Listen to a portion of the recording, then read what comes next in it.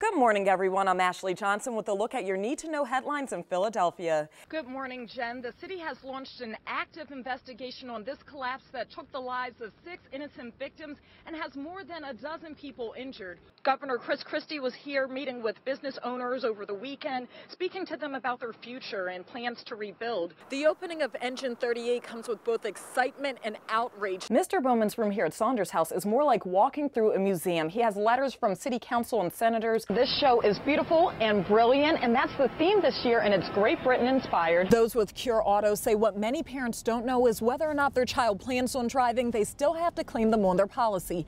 I'm Ashley Johnson with Eye Opener, and Get It Right, Get It Tight is trying out for roller derby. Good morning. I'm Ashley Johnson with a look at what's coming up starting at 6 on Eye Opener. It's another big accomplishment for former Secretary of State and former First Lady Hillary Rodham Clinton. She was awarded the 2013 Liberty Medal. And as Secretary of State, traveling around the globe, I saw firsthand how American unity leads to strength. Clinton shared the stage with former Florida Governor Jeb Bush, who is the chairman of the National Constitution Center. Hillary and I come from different political parties, and we disagree about a few things. But we do agree on the wisdom of the American people. She's the first Lady to serve in a presidential cabinet, and Clinton's well known for being a champion for women's rights around the world. America's democracy is not a birthright, nor is our global leadership. Clinton follows Liberty Medal winners including Muhammad Ali and Nelson Mandela, but this distinction was also met with controversy. Across the street, protesters held signs reading, "Benghazi" and "Hillary lied, people died." Directly across from Independence Hall, we are experiencing everyone their freedom of speech, and that is a good thing. Supporters of Hillary Clinton are hoping she makes a run for the White House. She has not made an official announcement about any plans, but for now, she's already made her mark in history. I fully expect that she will break another barrier in 4 years, and she will be the first Lady to walk back into the White House in her own right as President of the United States of America. Thank you all. God bless you, and God bless the United States of America. And Hillary Clinton thanks American values and other world leaders in her fight for justice. For Eye Opener, I'm Ashley Johnson. It's a Sunday afternoon in the phonograph player. Maddie Hinton is a 6th grader at Longstreth Elementary School in Southwest Philadelphia. Waltzing down the stairs. She'll tell you that reading isn't her strong point. What's been your hardest year in school for you? 2nd grade. Why was 2nd grade so hard? Because my teacher wasn't experienced, and she was a new teacher, and most of the kids in my classroom got left back, so I had to do 2nd grade again.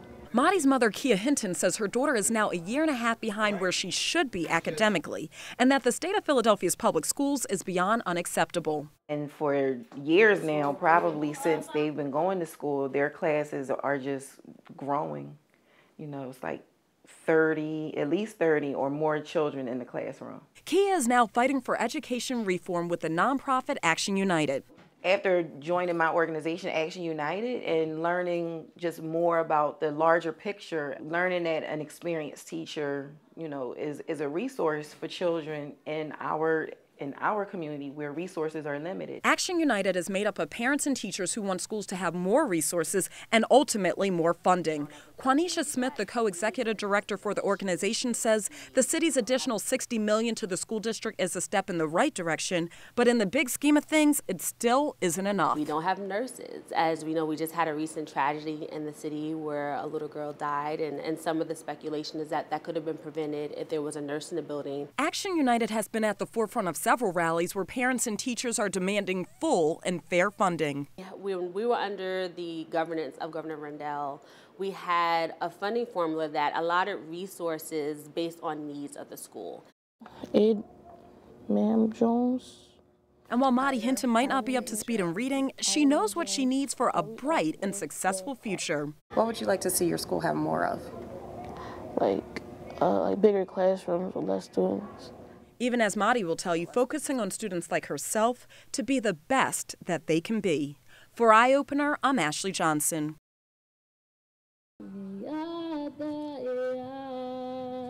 Just weeks ago, a mass shooting took the lives of 5 people on Santa Monica College in California.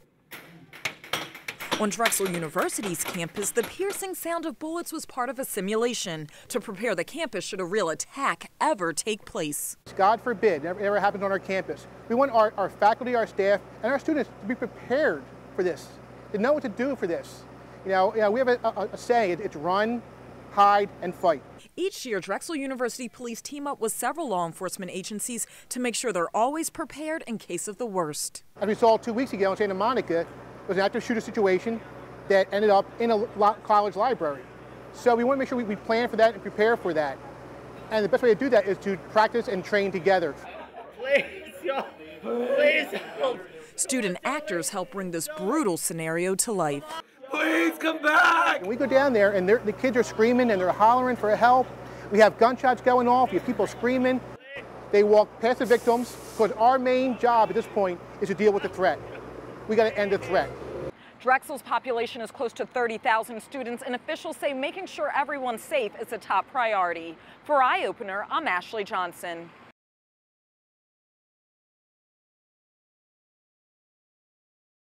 In the Garden? Yes. Okay, that was one of Mom's favorite songs, too. Yeah, I know. All right, do you want to try to sing it together? I'll try. Okay. I come to the garden alone. Mr. Raymond Bowman and his daughter Alice are quite the singing duo, but right now they've got 105 reasons to sing for joy. How old did you turn this week? 105. 105 years old? This week, yes.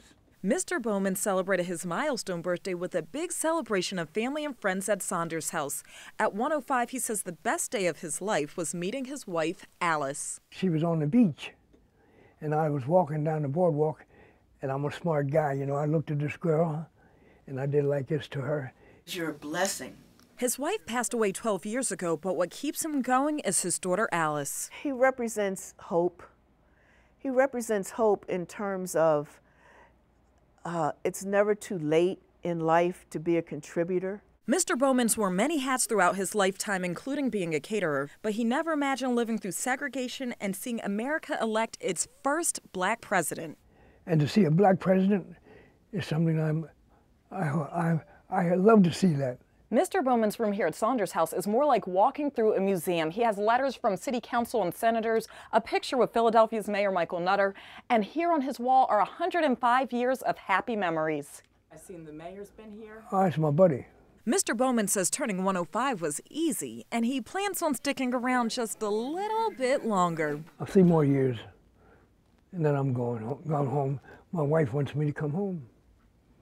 She talks to me every day.